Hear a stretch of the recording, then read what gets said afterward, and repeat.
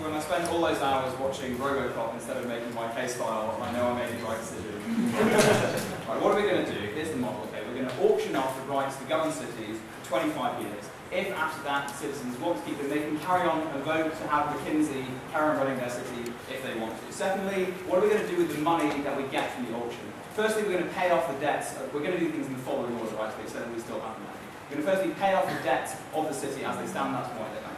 Secondly, we're going to use the money to reasonably remunerate people who might lose out potentially by the city going bankrupt. So that's primarily government employees losing their jobs, potentially ex-government employees losing their pensions, or people who, if they want to move out of the city, are willing to use some of that money to pay for them to do so if they would otherwise be unable to. And thirdly, any excess money is simply going to go to the state. Thirdly, we're caveating out the fact that the city still has to abide by state laws and the laws of the country. They just run the services and decide the local tax.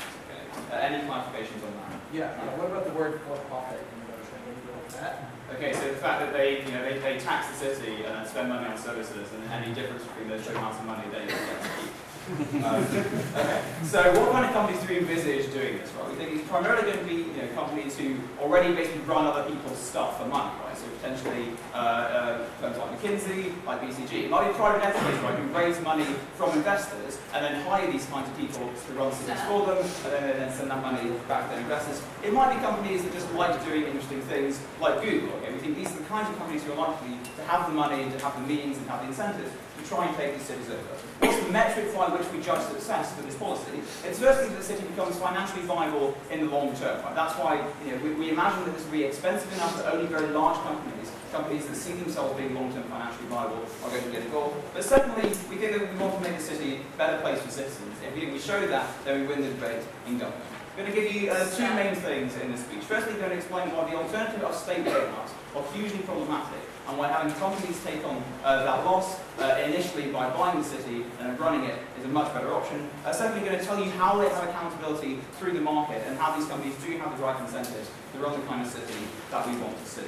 So firstly, why are state bailouts often extremely problematic? Firstly, a lot of employees tend to lose their jobs, right? Because the state has power over bankruptcy law that individual companies don't have, right? They can fire people that companies would not just be able to fire, okay? They can get rid of people's debts and people's pensions in a way that companies are legally not able to do, and often having huge incentives not to do because of their future accountability and their future they want people to lend them money.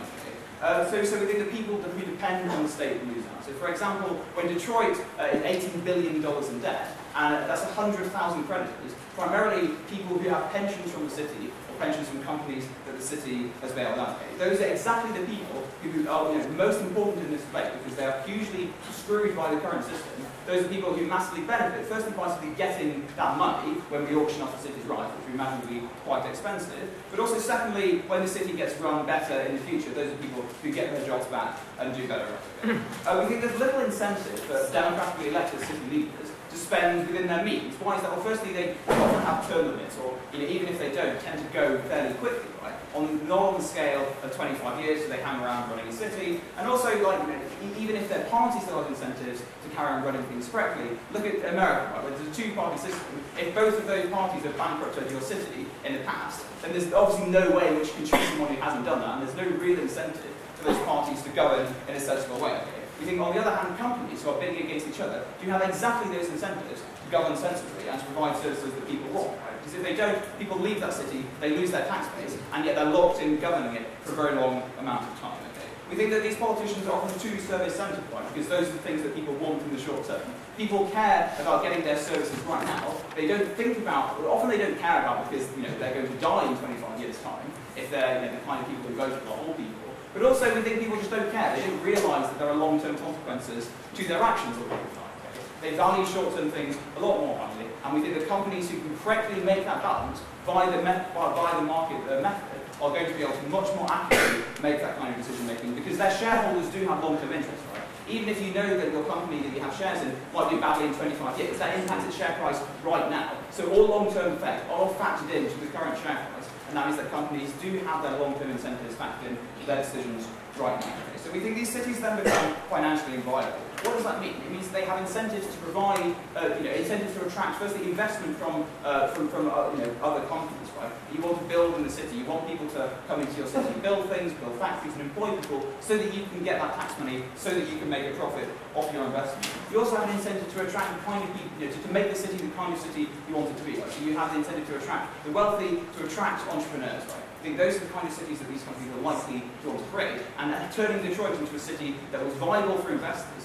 and the people actually wanted to live in would be hugely beneficial for the people who currently live there. Yes. Do you think that individuals in a democratic society should be able to sell their right to vote? I don't know. That would be an interesting debate for us to have. I don't think it's an element to this one.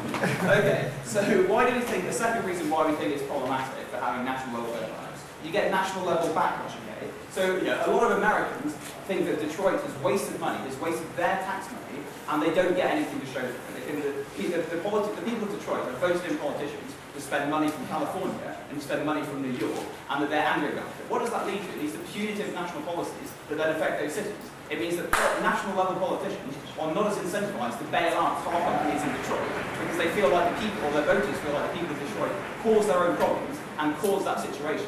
And that's something else that isn't a problem because it's not the people of Detroit who are making that decision, it's not the politicians of Detroit who are making that decision, and it isn't national level tax money that then goes into that city. But rather they're eventually contributing by the company that runs the city paying taxes on the profits that they make. So you think that people in other places in the country are going to like it for that reason.